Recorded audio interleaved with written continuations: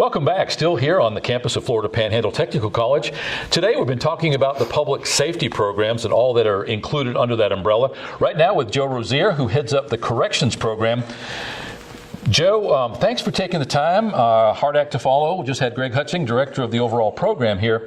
But I did want to talk to you to see if we can't drill down and get some of the specifics as it pertains to corrections. As I mentioned to Greg just in passing, corrections in general being a huge growth industry, unfortunately, with minimum guidelines for sentencing. We have more and more people being incarcerated. Just this week, they're changing the death penalty rules, which looks like people on death row are going to be there longer. Whatever those exacerbating circumstances, more people being incarcerated, more need for corrections officers. Tell us in a nutshell, what is, when we say corrections, what are we talking about? What are you turning out through your program? Well, when you talk corrections, first thing you think about is care, custody, and control. And our program, we prepare people to get their mindset towards being able to do that. You got to have a knack for it. You got to be kind of a natural, pretty much. And it's not meant for everybody. It's not meant for everybody. Yeah, and as I pointed out to Greg, huge attrition rate. I imagine you see a lot of people, young adults for the most part, I would imagine, go through the program, find out later they just didn't make it very long. It takes a special kind of person. Yes, it does. That's an intense environment, depending on the facility in which you work. Our oldest son actually worked in the federal prison in Marianna. He's an accountant, and worked in the accounting. Had to be certified. Had to go through the standards as pertained to what he was doing. And when there was a lockdown, he grabbed a weapon and he was out there. So people don't realize sometimes how intense that environment is. We've had speakers here locally that have come by in the corrections programs or in the correctional institutes, talking about how these guys have 24/7 to think about how to scam you. And so I would imagine a lot of what you teach is that psychology. A lot of it is awareness. Give us a thumbnail sketch of what a person in your class would confront educationally in the course of your program. Students in our class, we teach them reference inmate manipulation. That's one thing that a lot of officers succumb to. And as you mentioned, there are a lot of individuals that realize down the line that it's not meant for them. One thing we do, we like to take our students on tours of facilities.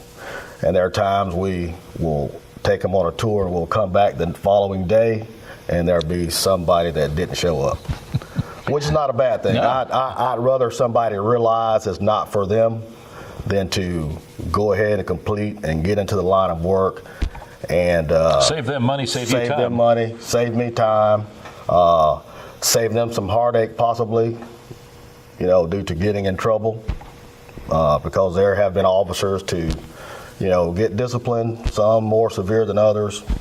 Some have been charged criminal violations. So we try to get their mindset in the right direction, and there's a natural weeding out process as well. They have to be physically fit. They have to learn how to fire weapons. They have to learn how to defend themselves. We teach defensive tactics, first aid, CPR, all those high liabilities. So that's a natural weeding out process as well. We've had the opportunity to be at your facility on the other side of campus when they've done taser training. Pretty interesting from a video production point of view. The biggest guys and the toughest guys that say, hit me with 5 seconds, and then they get hit and they're crying like a little baby. Some of the girls I've seen, actually some of the toughest ones to go through, but through your program, they actually have the ability to have that FDLE taser experience that they would have to pay for later in order to qualify, whereas through your part of your program, they actually can get it for free. So that's pretty cool. That's part of the program. Also, they are contaminated with exposed to chemical agents as well. CS gas, is that what you use? It's or pepper OC. spray? OC, okay. Yes, sir.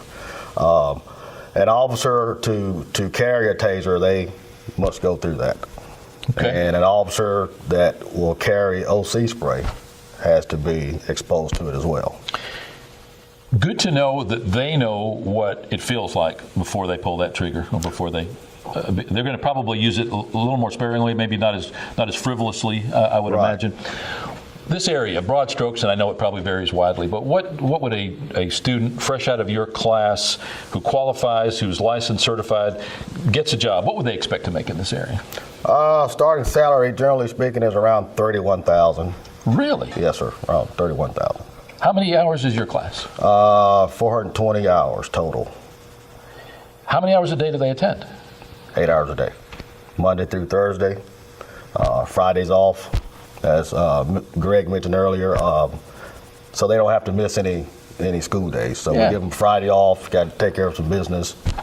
Yeah, 420 hours. 12, 15 weeks, whatever it is, and you're ready to make $31,000 a year. Ready to make $31,000 a year, and the ability to move up is great as well. We've recently had some students to promote, put chevrons on their collar, make sergeant. Probably been out of the academy maybe 2 years. So it's hard work, but it's honest work, and it's decent pay. Don't expect to get rich, of course, but it is fair pay. Yeah, again, I can't help but reflect on the opportunity there for someone with just a few months schooling to be able to walk into that kind of a job.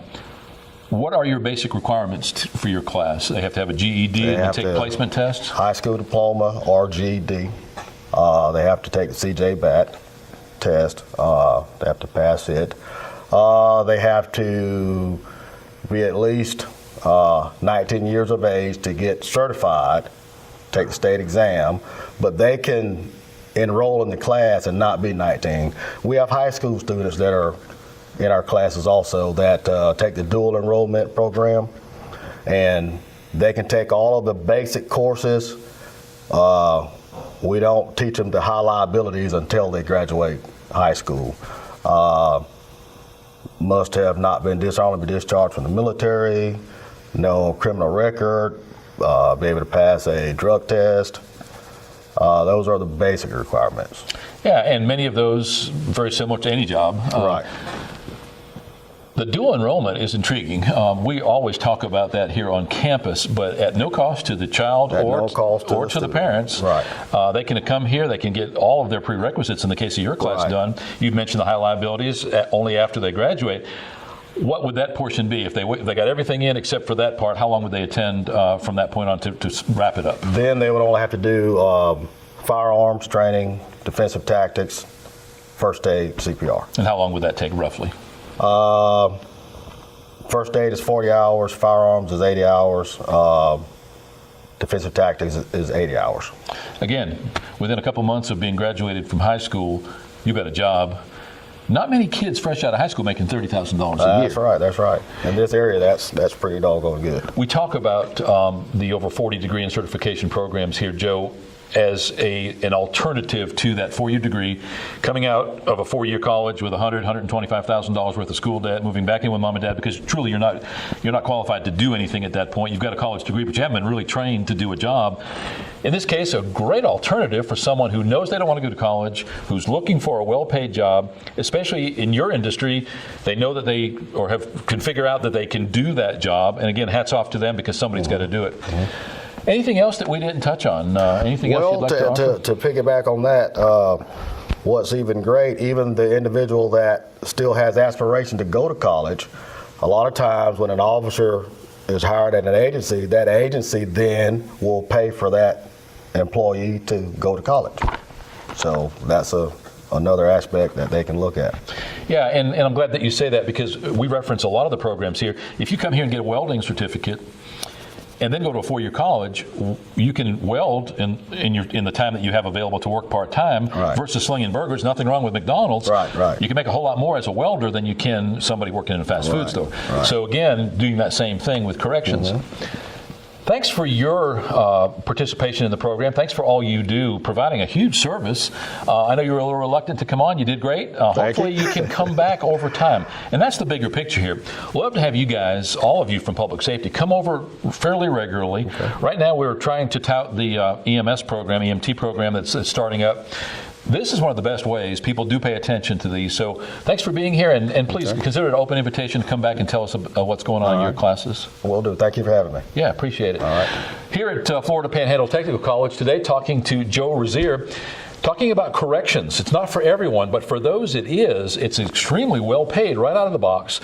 Opportunities for advancement, opportunities to raise a family here in an area that's relatively inexpensive to live. And again, with that well-paid job with a minimum of training, huge opportunities here at Florida Panhandle Technical College, just one in a series of 40 degree and certification programs, helping you to retool your life, a career in a year. We'll be right back.